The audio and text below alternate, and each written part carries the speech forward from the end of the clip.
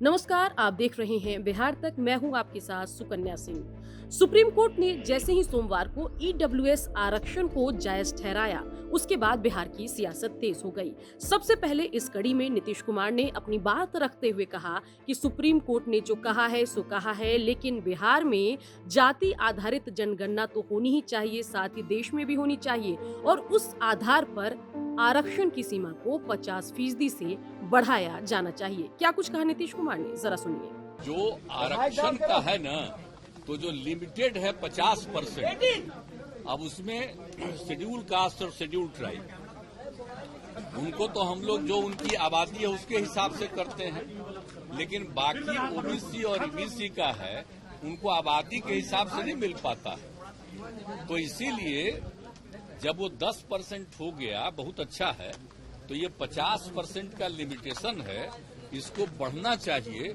ये अच्छी बात होगी।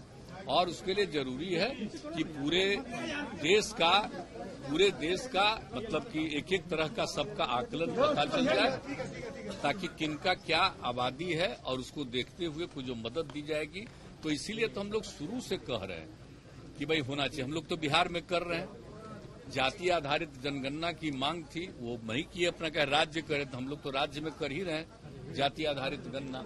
जैसे ही नीतीश का ये बयान सामने आया, उसके बाद चिराग पासवान ने अपनी बात रखी। चिराग पासवान ने कहा कि नीतीश कुमार तो पहले ही जाति आधारित जनगणना करवाने की बात बिहार में कर चुके हैं, उनको किसने रोका है, वो क्यों नहीं करवा रहे जाति आधारित जनगणना। तो भाई ये मांग तो पहले भी उन्होंने की थी, गए थे वो प्रधानमंत्री जी से मिलने। आप बिहार में तो करवाइए मुख्यमंत्री जी, जहाँ पे आपकी सरकार है। अगर आप इतना ही आप इस विषय को अगर आप मानते हैं तो इसमें सिर्फ राजनीतिक बयानबाजी मत कीजिए, बिहार में आप करके दिखाइए ना पहले। इसके अलावा नीतीश के बयान पर बीजेपी की तरफ से बीजेपी के प्रवक्ता भी हमलावर हुए। माननीय मुख्यमंत्री जी, आप जो है गरीब स्वर्णों को जो सर्वोच्च न्यायालय ने आरक्षण को बहाल रखा है, उससे आप खुश नहीं है। आप राजद की भाषा बोल रहे हैं। आप जो है बिहार के मुख्यमंत्री हैं, आप जितना हो सकता है आरक्षण के दायरे को बढ़ा सकते हैं। आप क्यों नहीं बढ़ा रहे हैं? आपको कौन रोका है? आप भारत के संविधान के दायरे में रह करके सर्वोच्च न्यायालय के आदेशों को मानते हुए आपको जितना आरक्षण देना है दीजिए, हम लोग स्वागत करेंगे। कांग्रेस प्रवक्ता ने भी अपनी बात रखी। जो जिसके वो हकदार थे, तो 10% का आरक्षण सवर्णों को जो माननीय सुप्रीम कोर्ट ने मुहर लगाई है, जो फैसला दिया है, उसका कांग्रेस पार्टी तथा मैं तहे दिल से स्वागत करता हूँ। बता दें कि बिहार की सियासत जाति के इर्द गिर्द घूमती है और ऐसे में आरजेडी और जेडीयू जैसी पार्टी एक साथ जाति आधारित जनगणना के मुद्दे को लेकर ही साथ आए हैं।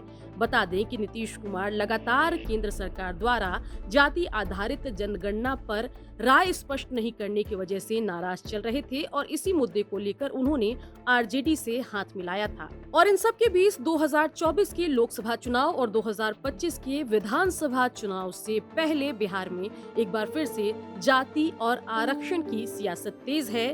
देखना होगा कि आगे चलकर आरक्षण की सीमा पर नीतीश कुमार क्या कुछ फैसला लेते हैं, जाति आधारित जनगणना कब करवाते हैं और उसके आधार पर जब आरक्षण की सीमा को 50% से ज्यादा बढ़ाने पर क्या फैसला लेते हैं, और अगर फैसला लेते हैं तो आरक्षण की सीमा को कितना बढ़ाते हैं, इस पर नजरें हमारी टिकी रहेगी। बिहार की खबरों के लिए आप देखते रहिए बिहार तक।